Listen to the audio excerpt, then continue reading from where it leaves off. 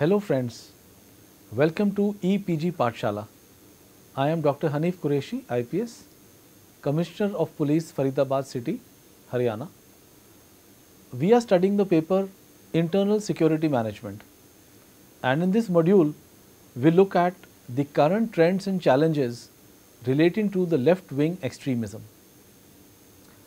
As you know that the left-wing extremism became a challenge for the Indian state after the famous Naxal event in West Bengal. The initial phase of Naxalism was well contained by the government. Afterwards, Naxalism did find a way into the social fabric of the underdeveloped regions of India. At present, large parts of the country are affected by Naxalism. Some areas face a high number of deaths, both civilians and security forces, while other areas are not affected as noticeably. There is a need to understand the strategy and influence of the Naxals if this threat has to be contained. The Government of India has an integrated policy to deal with Naxals, where it coordinates the efforts of the state governments and deploys its own plans as well. In the process, there are many challenges faced. We will try to understand these challenges and also consider what a citizen's role can be in this context. Let us look at some of the learning outcomes which are desired. After completing this module, you will be able to analyze the trends of Naxal related violence over the past several decades. You will be able to understand the current geographical spread of the movement across India as well as in the specific affected states. You will also be able to learn the linkage of LWE linked groups with other organizations. You would also know about the current policy of the government to combat the Naxal threat and the challenges faced in doing so. You will also learn about what a common citizen can do to counter LWE. Let us look at the trends of Naxal activity first. We look at the form of violence the extremist groups have used and how it has changed over time across Indian states. As you know, the Naxal movement is spread across most of central India and is actively trying to make inroads into South and Northeast India. The number of violent attacks by Naxals was at high levels in the recent past, especially in 2010. Many of you would remember that in the February of 2010, about 24 members of security forces were killed when the Naxals attacked a camp at Silda in West Bengal. April 2010 saw another landmine attack in Odisha, where suspected Maoist rebels killed at least 10 policemen. About 76 personnel of the CRPF were killed in a major attack in Dantewada district of Chhattisgarh. Such violent incidents are reported from other states also. On 29 June, as many as 26 CRPF personnel were killed in Narayanpur in Chhattisgarh by armed squads of Naxalites. While these are the major incidents, many more Naxal violence incidences of a smaller magnitude have been reported from parts of several states. These states are Jharkhand, Odisha, Maharashtra, Andhra, West Bengal and Chhattisgarh. An analysis of the Naxal incidents across India, it shows a declining trend over last several years. If you look at the figures of 2011, there were about 1760 incidents, which fell down to 1000 incidents in subsequent years. The number of civilian deaths in Naxal related incidents is also decreasing from 2011 to the present day. The increased capability of the security forces has also resulted in the reduced number of security personnel killed in action. But the number of encounters with the Naxal groups, which the police has or the paramilitary forces have, they have more or less remained the same. Rather, they have seen a slight rise in recent years. This shows that there has been no let-up in the drive against the Naxal groups, and the resistance offered by them remains at almost same levels. A significant problem across the Naxal affected areas was the frequent incidents of looting of arms from the security personnel. There have been armed raids by the Naxals on state police armories, where significant number of arms and ammunition were looted. For instance, in February 2008, hundreds of armed Maoists simultaneously they raided several police establishments in Nayagarh district in Odisha, killing 15 people. Of them there were 13 policemen also, and from there they looted a large number of arms and ammunition. This was one of the most daring attacks carried out, where the town was blockaded from all sides and police stations were attacked simultaneously. In other instances, arms have been snatched from individual policemen or other security forces members. Such attacks have also reduced in number for the last several years. For instance, in 2011, there were 67 such attacks, but in 2015, 18 attacks were there. Therefore, though the number of such attacks has come down, the attacks by Maoists have been of a very high intensity and also brutal. One such powerful attack was made on a convoy of vehicles in Jagdalpur district of Chhattisgarh in May 2013 that resulted in the death of 28 people. Among those killed were a former minister of Chhattisgarh and a former Lok Sabha member, and some other political personalities were there. This indicates that Naxals carefully select a target which is of high value and has less security cover. This particular convoy was an ideal target because of the presence of many high profile leaders in one place, and the place of attack was selected which was a vulnerable area. The strength of Naxals has witnessed a shrink in the number of middle and top level leaders due to killings or arrests or surrender in Odisha, Bihar, Chhattisgarh and Jharkhand. A number of such arrests have been made in the recent past. Similarly, if you look at some other indicators of Naxal activity, most of them show a decrease over the last 5 or 6 years. For instance, the number of arms snatched and the number of attacks on police personnel have decreased in the last several years. Apart from concentrating on violent attacks, the Naxals involve themselves in a number of other activities also. They look for ways to increase their spatial presence and spatial spread in the Red Corridor and beyond. The Maoists wish to keep the people cut off from the mainstream happenings. The schools are attacked by Naxals as education brings about a spirit of inquiry and also makes children more employable. Such empowerment of the local population is naturally disliked by the Maoists, as it is looked upon as a threat to their existence and ideology. The Naxals also try to damage the infrastructure projects, such as bridges or roads, to further enable the isolation of people. Lately, the Naxals have tried to infiltrate into urban areas. In urban areas, they usually start with the propaganda and then they try to mobilize people. They have also floated front organizations. These organizations espouse the cause of the Naxals. The government has identified 128 organizations across the country which may be front organizations operating for the CPIM, that spearheading the Naxal insurgent movement. According to IB, some of these organizations are present in 16 states. This includes those states which are unaffected or almost unaffected by Naxal violence or influence. For instance, states like Gujarat, Haryana, Punjab and Delhi have not seen any violent Naxal activities, but these organizations do have a presence here also. Subsequent to an incident of industrial unrest in Gurgaon, which was the violence at the Maruti Manesar plant, a number of front organizations of the banned CPI Maoists, these organizations, they staged demonstrations against the management of the company and government. The organizations included several of them, such as the Mehnatkash Mazdoor Morcha, Democratic Students Union, People's Democratic Front of India and the Committee for Release of Political Prisoners. This indicates the potential and the threat of Naxal activity which may arise in future. Now, let us look at the spread of the Naxal movement. As you know, the Naxal movement originated from a small village Naxalbari in West Bengal and spread to vast stretches of land over the last several decades.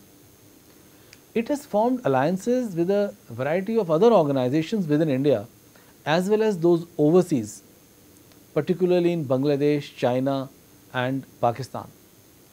In the process, Naxal groups have gone through many changes of division in the ranks as well as their amalgamation.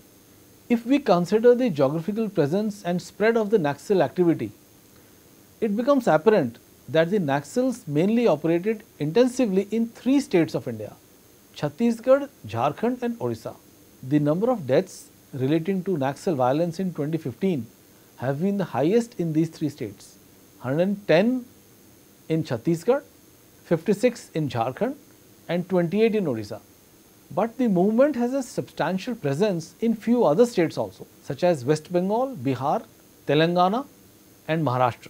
If we look at the level of violence in West Bengal, it reveals that in 2008-2011, the level of violence were high. But after that, the level of violence has come down. If this trend continues in the future, it will be an indication of a mature handling of the Naxal issue by the Government of India. The situation in Bihar indicates that violence levels have been declining over the last several years. However, the casualties suffered by security forces are higher than those suffered by the Maoists. This indicates that more efforts are required for training of police and security forces. Of course, a combination of policies by the government as well as the operations by the security forces are going to achieve the kind of results Andhra Pradesh has seen, which is a very successful example. Andhra Pradesh has seen reduced levels of violence since 2007, but violence still does continue in isolated pockets.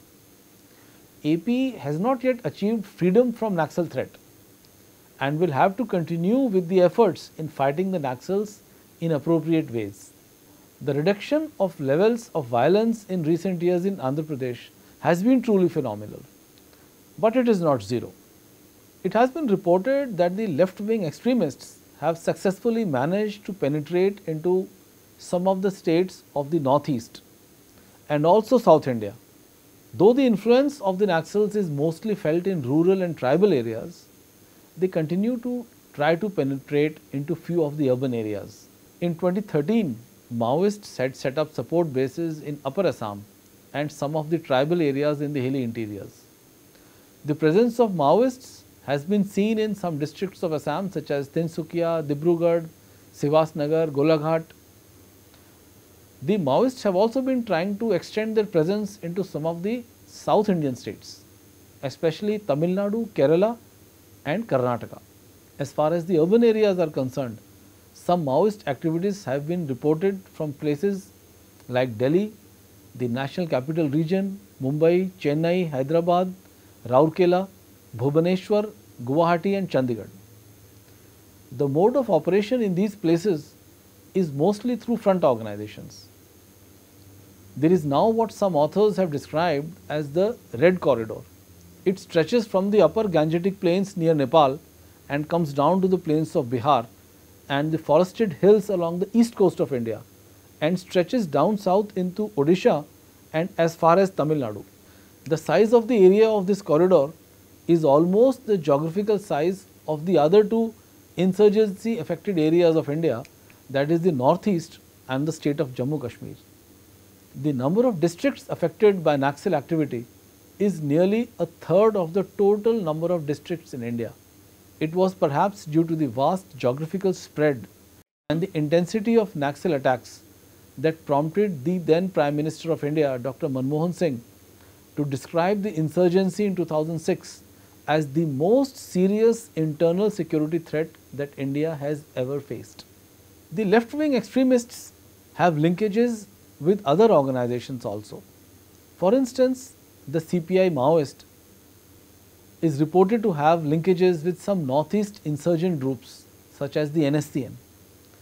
It has also supported the J&K terrorist groups through its frontal organizations, though no direct linkages have been established as of now. The CPI Maoist is also a member of Coordination Committee of Maoist Parties of South Asia. This organization includes a number of radical groups from our neighboring countries such as Bangladesh, Nepal and Sri Lanka. There also have been reports of a Naxalite politician nexus. In some states in India, some Naxalites have formed opportunistic linkages with certain leaders of political parties. The Naxalites may help the political leaders during elections by providing them with muscle power and grassroots workers needed for campaigning.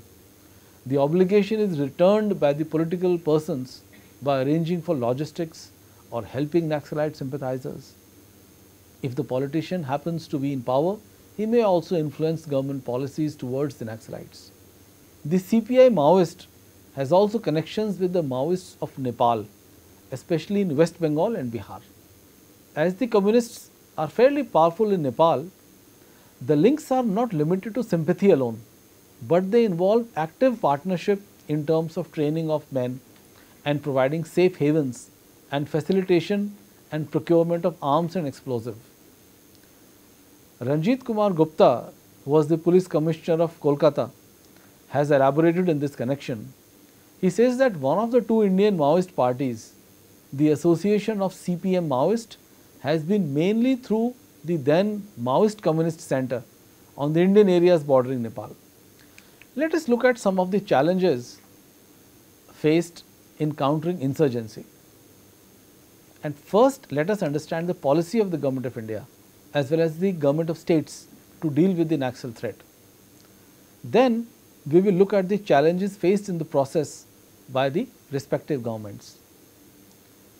As far as the policy to combat left-wing extremism is concerned, the Government of India deals with extremism in an integrated manner, which means combining various issues involved. The various efforts are in the direction of security, development, ensuring rights and entitlements of local communities, improvement in governance and public perception management. Amongst these, some of the issues are largely left to states. For instance, law and order is a state subject as per the Constitution of India. Thus, the states have to train and equip their police forces. The central government closely monitors the situation and it also supplements the efforts of state governments. For instance, the Government of India provides the central armed police forces, the BSF, CRPF, SSB, and recently they have formed the commando battalions for resolute action or the Cobra battalions under the CRPF.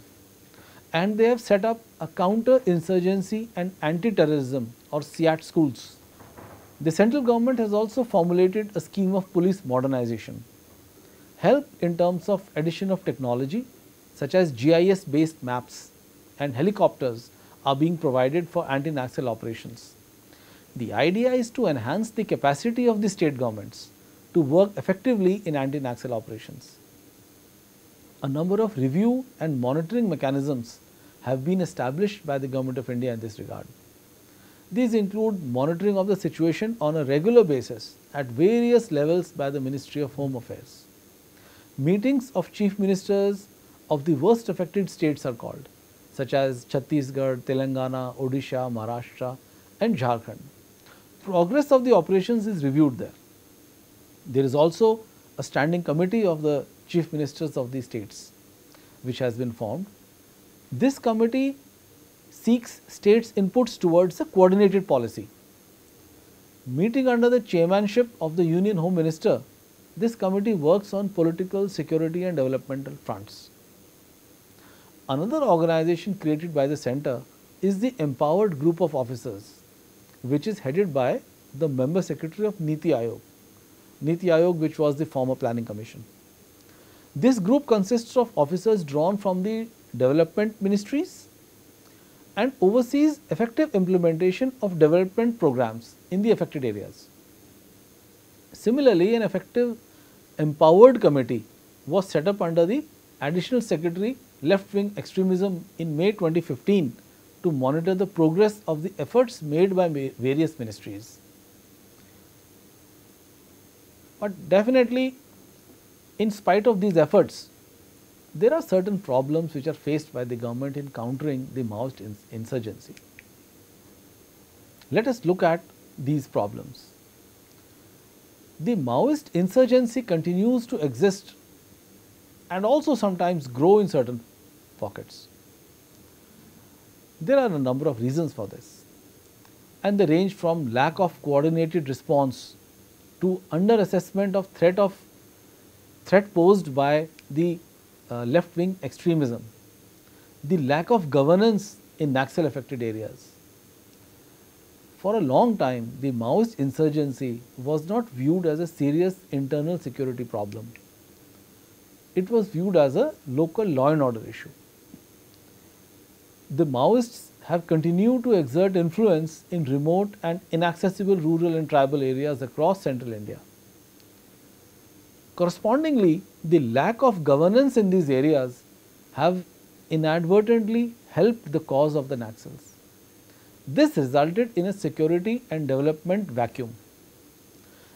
That's the reason Maoists find it very easy to set up something of a parallel system of administration in these areas.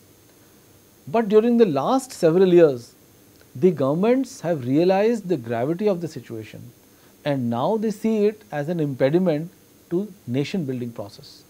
Therefore, the government has initiated several policies and programs to address the security and development deficits in these areas.